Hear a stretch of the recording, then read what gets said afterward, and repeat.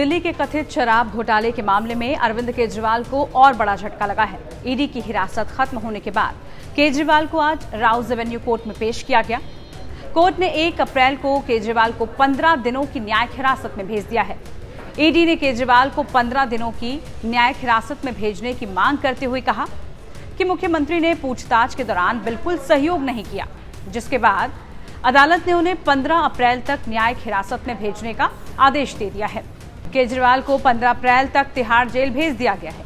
ये कहानी है उस अरविंद केजरीवाल की जिन्हें एक चतुर राजनीतिज्ञ के रूप में सराहा गया, जो अपेक्षाकृत एक नई राजनीतिक पार्टी आम आदमी पार्टी का नेतृत्व कर रहे हैं और लगातार तीसरी बार राज्य विधानसभा चुनावों में प्रभावशाली ढंग से दिल्ली की सत्ता में काबिज हुए। उनकी सामाजिक प्रतिबद्धता का बीज तब पड़ा जब वो सूचना का अधिकार कानून के योद्धा बनकर उभरे। केजरीवाल ने परिवर्तन नामक एक सामाजिक मंच बनाया था, जहां वो सूचना का अधिकार कानून के जरिए नागरिकों को सशक्त बनाने का काम कर रहे थे। इससे पहले अरविंद केजरीवाल भारतीय राजस्व सेवा की बड़ी सरकारी नौकरी कर रहे थे। साल 2006 में जब वो आयकर विभाग में संयुक्त आयुक्त थे, तब सरकारी नौकरी छोड़ दी। बाद में नौकरी छोड़कर सामाजिक गतिविधियों और फिर राजनीति से जुड़ गए।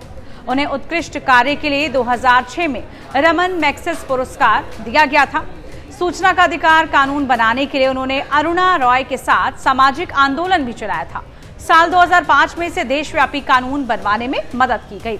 2011 में उन्होंने जन लोकपाल कानून बनाने की मांग को लेकर सामाजिक कार्यकर्ता अन्ना हजारे के साथ आंदोलन किया और अनशन पर बैठे प्रशांत भूषण, शांति भूषण, संतोष हेगड़े, कुमार विश्वास, मनीष सिसोदिया और किरण बेदी के साथ मिलकर उन्होंने जन लोकपाल के लिए आंदोलन चलाया था। इस आंदोलन को जबरदस्त सफलता मिली और रातों रात अरविंद केजरीवाल देश भर में चर्चित हो गए। आंदोलन में उनका समर्थन करने के लिए देश भर के लोग रामलीला मैदान में उनके साथ जुटने लगे। जो नहीं आ पाए, अपने शहरों में ही आंदोलन को एक रंग देने की कोशिश की। केजरीवाल के गेटअप में बच्चे संवरने लगे और इन बच्चों को देखकर लोग मुस्कुराए बिना नहीं रह पाते। आंदोलन के दौरान गांधी टोपी ने एक बार फिर से लोकप्रियता बटोरी और इस पर लिखा संदेश मैं हूं आम आदमी ने लोगों का ध्यान खूब खींचा। इस आंदोलन में लाखों लोगों की भीड़ उमड़ रही थी। किसी को अंदाजा नहीं था कि आंदोलन तत्कालीन यूपीए सरकार की कब्र खोदने का काम कर रहा था। सरकार को आंदोलन के सामने झुककर लोकपाल बिल पास करने का प्रस्ताव स्वीकार करना पड़ा। जब इसके बाद भी बिल पास नहीं हुआ, अरविंद केजरीवाल के मन में इस आंदोलन को राजनीतिक पार्टी का चेहरा देने की बात उठने लगी। लोग हैरान तब हुए जब अरविंद केजरीवाल ने साल 2012 में राजनीतिक दल बनाने की घोषणा कर डाली। कुछ साथी आए और 2 अक्टूबर 2012 को केजरीवाल ने राजनीतिक पार्टी का गठन भी किया। 24 नवंबर 2012 को इसे आम आदमी पार्टी का नाम दे दिया गया। इस पार्टी का प्रतीक चिन्ह झाड़ू रहा। कहा गया कि इस झाड़ू से देश से भ्रष्टाचार की सफाई का काम होगा।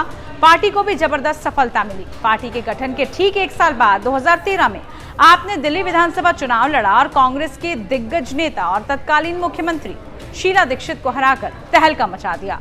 दुनिया भर में इस चुनाव के नतीजों की चर्चा पहुंच गई। पार्टी ने कांग्रेस के साथ मिलकर सरकार भी चलाई। केजरीवाल सीएम बने।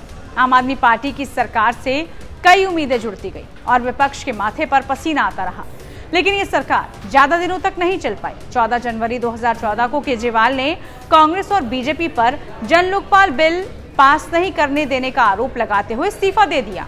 इसके बाद दिल्ली में राष्ट्रपति शासन लगा दिया गया। साल 2015 में दिल्ली में विधानसभा चुनाव कराए गए। इस बार आम आदमी पार्टी को रिकॉर्ड 67 सीटें मिली। केजरीवाल लोगों को मुफ्त बिजली पानी देने की योजना पर काम करते रहे और वोट बटोरते रहे। पार्टी और सरकार को खूब लोकप्रियता मिलने लगी थी। 2020 के चुनाव में आम आदमी पार्टी फिर सत्ता में आ गई। दिल्ली की 70 विधानसभा सीटों में आम आदमी पार्टी को 62 सीटें हासिल हुई। वहीं बीजेपी सिर्फ 8 सीटों पर सिमट कर रह गई। दूसरी तरफ कांग्रेस का एक बार फिर से सुपड़ा साफ हो गया और वो कोई भी सीट नहीं जीत सकी।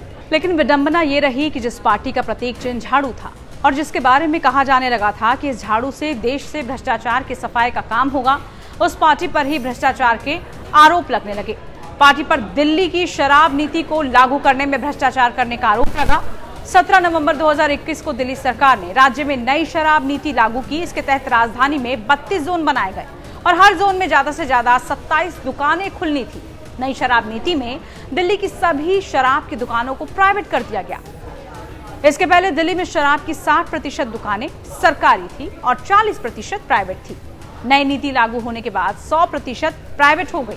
सरकार ने तर्क दिया था कि इससे 3,500 करोड़ रुपए का फायदा होगा। यहीं से आहट सुनाई दी दिल्ली सरकार में हो रहे भ्रष्टाचार की। नई शराब नीति से जनता और सरकार दोनों को नुकसान होने लगा तो बड़े शराब कारोबारियों को फायदा होने की बात कही जाने लगी। शराब नीति को लागू करने में अनियमितता की शिकायत भी आने लगी तो उपराज्यपाल ने सीबीआई जांच की सिफारिश कर दी। इसके साथ ही दिल्ली आबकारी नीति 2021-22 सवालों के घेरे में आ गई।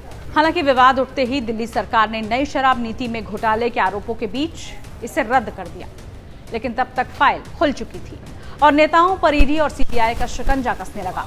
सीबीआई ने अगस्त 2022 में इस मामले में 15 आरोपियों के खिलाफ नियमों के कथित उल्लंघन और नई शराब नीति में गड़बड़ी के आरोप में एफआईआर दर्ज की। सीबीआई ने जो मामला दर्ज किया उसी संबंध में ईडी ने पीएमएलए के तहत मनी लॉन्ड्रिंग के एक मामले की जांच भी शुरू कर दी और विजय नायर, दिल्ली के पूर्व डिप्टी सीएम मनीष सिसोदिया और संजय सिंह गिरफ्तार हुए। अब तक जांच की आंच केजरीवाल तक पहुंचने लगी थी।